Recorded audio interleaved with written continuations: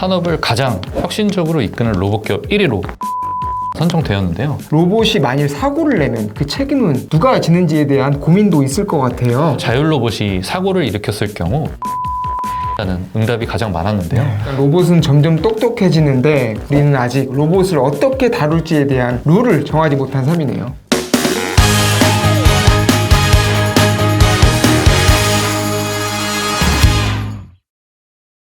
네, 안녕하세요. 트렌드 파악을 통해 미래산업 인사이트를 발굴하는 KMC 마켓인사이트 서민원입니다. 최근 카이스트가 놀라운 시연 영상 하나를 공개했는데요.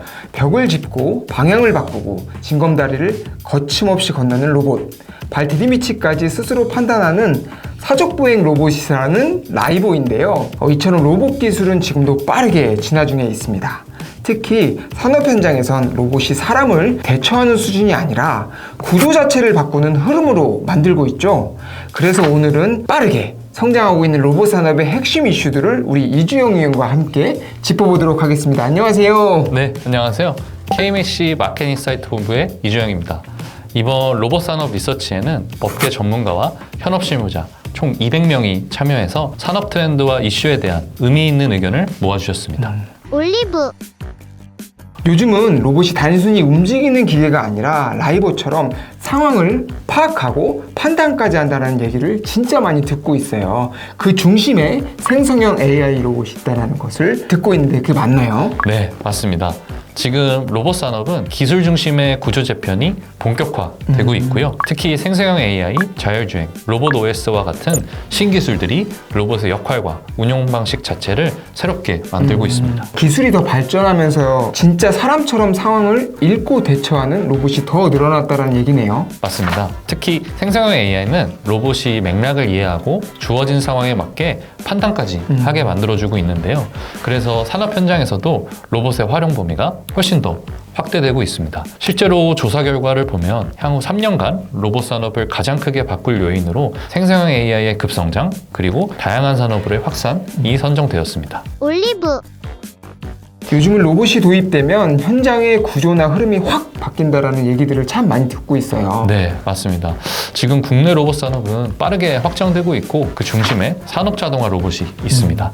특히 생산과 물류 같은 핵심 현장에서 로봇의 활용성이 높아지고 있는데요. 실제로 오피니언 리더들은 산업용 로봇, 물류 창고 로봇이 가장 빠르게 성장할 분야로 선정하였습니다. CJ 대한통운은 레인보우 로보티스와 함께 물류 로봇 실증 착수했고 현대차그룹은 보스턴 다이내믹스의 로봇을 미국의 전 사업장에 도입해서 생산 물류 자동화 혁신을 추진하고 있는데요. 이런 신기술 기반의 로봇 도입이 실제로 작업 구조와 운용 프로세스를 전반적으로 바꾸고 있다는 게 가장 큰 변화죠. 올리브 네, 확실히 요즘 산업자동화 쪽은 로봇 없으면 말이 안 되는 분위기죠. 아까 말씀 주신 레인보우 로보틱스는 요즘 로봇 관련 기사에서 자주 보이더라고요. 업계에서도 이 회사가 정말 주목받고 있는 분위기인가 봐요. 네, 실제로 그렇습니다. 최근 조사에서도 산업을 가장 혁신적으로 이끄는 로봇기업 1위로 레인보우 로보티스가 선정되었는데요. 오피니언 리더 27%가 레인보우 로보티스를 선택했고 보스턴 다이내믹스, HD 현대 로보틱스가 그 뒤를 이었습니다. 국내 기업이 글로벌 선두로 업계를 나란히 한 셈인 것 같아요. 맞습니다. 레인보우 로보틱스는 협동 로봇, 이족 보행 휴머노이드, 그리고 최근엔 AI 기반 물류 로봇 개발에도 착수했는데요. 이 외에도 군용 사족 보행 로봇, 방범 순찰용 로봇까지 상품 라인업이 계속적으로 확장되고 있습니다.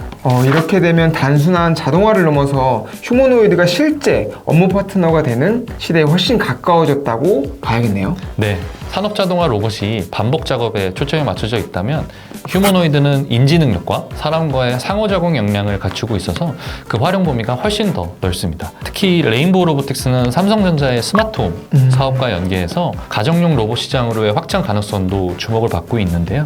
이건 단순한 기술 진화를 넘어서 우리의 생활 구조 전반을 바꿀 흐름으로 연결되고 있다고 보여집니다.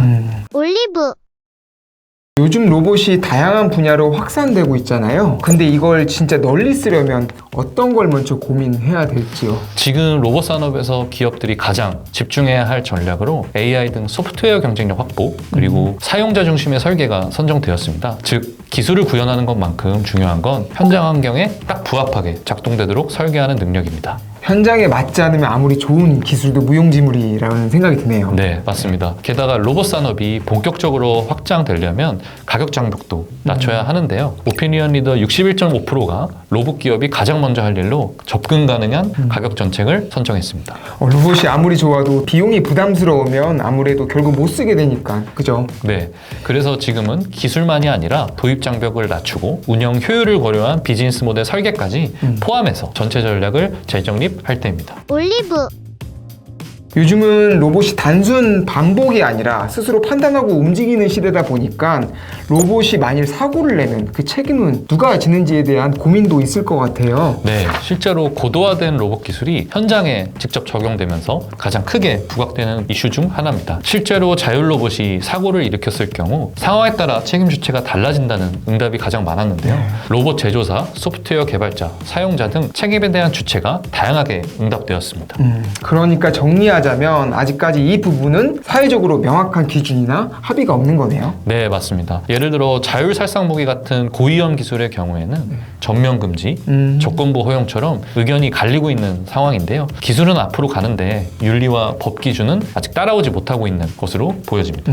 그러니까 로봇은 점점 똑똑해지는데 우리는 아직 로봇을 어떻게 다룰지에 대한 룰을 정하지 못한 삶이네요. 네, 실제로 기업들의 응답에서도 윤리 규제 기준을 전혀 고려하지 않는다 또는 일부 논의만 하고 있다라는 답변이 나왔습니다. 지금처럼 기준 없이 상용화만 빨라지면 리스크는 더 커질 수밖에 없고 그래서 법적인 윤리적인 판단 기준의 정비는 이제 선택이 아니라 필수로 보여집니다. 올리브. 오늘은 기술을 넘어서 산업 구조까지 바꾸는 로봇에 대해서 이야기를 나누어 봤는데요. 기술 도입 자체가 목적이 아니라 그 기술로 어떻게 구조적으로 전환을 이끌어낼지에 대한 본질적인 질문이 더 중요하다는 점 다시 한번 강조해드리고 싶네요. 네, 로봇은 도구지만 그 도구를 어떻게 활용하느냐에 따라서 위협이 될 수도 있고 기회가 될 수도 있습니다. 산업의 판이 바뀌는 지금 더 깊이 있는 전략적 논의가 필요한 시점으로 보여집니다. 네, 맞습니다. 본 주제에 대한 자세한 사항은 KMC 홈페이지 MI 랩을 통해서 확인하실 수가 있고요. 앞으로 산업의 주요 이슈를 다루는 콘텐츠로 다양한 미래 정보를 제공할 예정이오니 산업의 흐름을 놓치지 않기 위해 구독과 알림 설정 꼭 부탁드리겠습니다. 지금까지 KMC 리멤버가 함께하는 올리브였습니다.